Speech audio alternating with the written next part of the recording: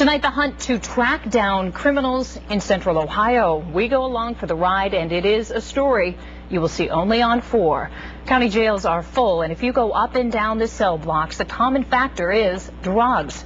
This morning, Delaware County's Drug Task Force hit the streets, setting out in the rain, hunting down the people they say are the biggest names in the local drug trade. And you'll see this drug sweep only on 4 tonight. Public safety reporter Marcus Thorpe was with the task force every step of the way for the search and the arrests.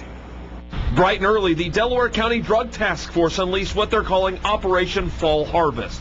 They're not picking pumpkins. Instead, they're picking up suspected drug dealers, the sellers and the buyers. The B&Es, the burglaries, the car break-ins, they all have a direct tie to the opiate drug. Not every lead turns into an arrest. We went to a location at the apartment called The Bricks. After knocking on some doors, it turns out their suspect, Frankie Coleman, was not there. So it was off to the next location.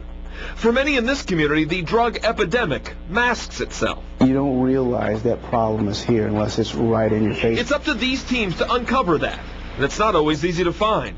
They're not only dealing with a Delaware County problem. We find that people in adjacent counties, surrounding counties, come into our county to either traffic their drugs, that poison, to our kids and to our citizens. And persistence pays off, too. Remember Frankie Coleman? Not where they thought he was. Turns out he was on the road, and now in custody after a traffic stop. We understand that each time we remove a drug dealer from the streets, that we limit and take away one chance from him or her putting drugs into the hands of one of our children. Task force members say they found marijuana on him and a wallet full of cash, hundreds of dollars. He faces possession and trafficking charges, along with nearly 20 other suspects. The message here, do the crime, you will do the time. And the hunt isn't over. If you're involved in drug trafficking or possession of drugs, you can expect us to be knocking on your door next. Now, the numbers are staggering. They've taken in 12 pounds of heroin there in Delaware County. That's 30 times what they did back in 2009. And last year, the task force seized 1,388 unit doses of prescription drugs.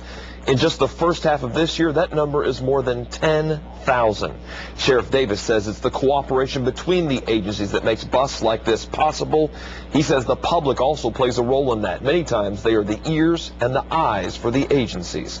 Live in the newsroom tonight, Marcus Thorpe, NBC4. Marcus, thank you. Let's get to neighborhood news for you tonight. Halloween takes over High Street and Fifth Avenue Friday for Highball Halloween. Some curb lanes on North High Street will be closed on Friday. This annual Halloween event draws hundreds of people to the short north, and people walk the streets in their best costume. Several bands are set to perform on 4 different stage areas.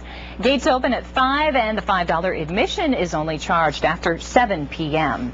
In the King Lincoln District, Columbus State Community College is currently holding an open house on East Long Street near Zanzibar Brews Coffee House. The college is expanding into the business district. 2 departments, the Columbus State Community College Foundation and Knowledge Resources and Planning, moved into office space this summer. Tonight's open house goes until 7 p.m. And in Dublin, drivers can plan ahead for some ramp closures this weekend. Starting tomorrow at 8 p.m., the ramp from 270 North to 33 West and the ramp from 33 West to 270 South will close. They will stay closed until 5 a.m. on Monday morning. ODOT says they will be working on bridge deck repairs there. The detour is to take 270 to Sawmill Road and then head to US 33 from there. This month, families across the nation are raising awareness for Down syndrome. 20 years ago, there were few programs for children with Down syndrome, but now many are thriving. And tonight, Ben Gelber gives us an inside look at life with a New Albany family that developed something pretty special. 3 years ago, Beth and Rick Gibson started a tennis clinic for children with Down syndrome, which has grown from a dozen families to over 50 participants, now ranging in age from 5 to 35. Their 6-year-old son, Will, was born with Down syndrome. In the beginning, when Will was born and we were told he had Down syndrome, I think we were all very scared. Beth could not find an athletic program for Will, so she created Buddy Up Tennis, recruiting volunteers, many of them teachers. As a parent, I have to be the biggest advocate that we can be. Will's older brother, Keegan, an 8th grader at New Albany, doubles as a tennis instructor for Will. Get it, Will? Will is something new every day. You don't know what to expect. He's always upbeat, and he's always saying hi to everyone. The expectations for kids now